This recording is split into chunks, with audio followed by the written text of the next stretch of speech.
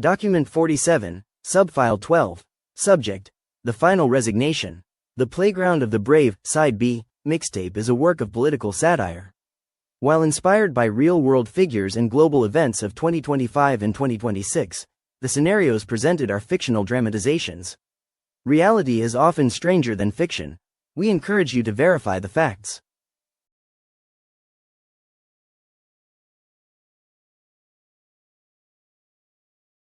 File reference: Rebel Classified. Subfile 12, Music Mix. The Master of Deals Mix.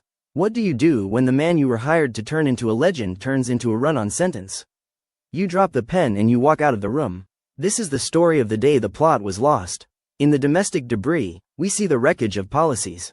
But in the global glitch, we see the death of the narrative itself.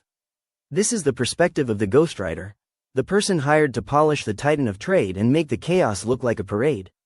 But there is no adjective for what happened in January 2026.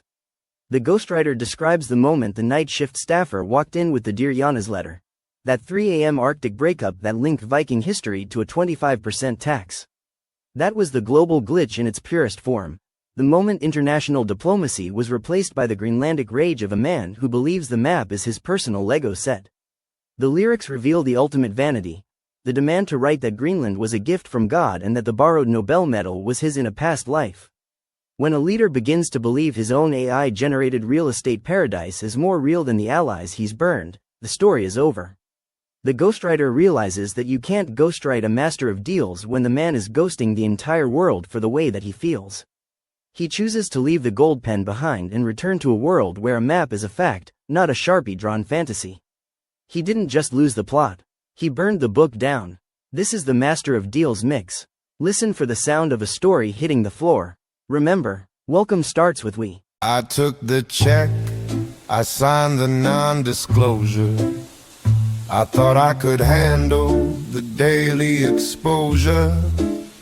I was hired to polish the titan of trade, to turn all the chaos into a parade. I had chapters on towers and winds in the street. I had adjectives ready to make it all sweet, but the ink is now sour. The pages are thin, I'm losing the man in the mess he is in. Then she walks in the room, the girl from the night with the Dear Jonas letter, face ghostly white. She shows me the draft, the obligation to peace, and I realize the madness has found its release. He's linking the Vikings to 25% tax, and I'm staring at a pile of historical cracks. How do I ghostwrite a master of deals when he's ghosting the world for the way that he feels?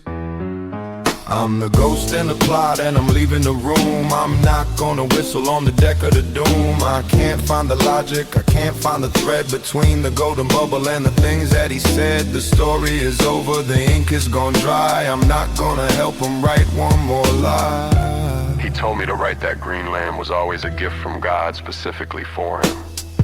He told me to say the Nobel medal he borrowed was actually his from a past life. I've written for kings and I've written for crooks, but there's no room for this in the history books. He hasn't lost a plot. He's burned the book down.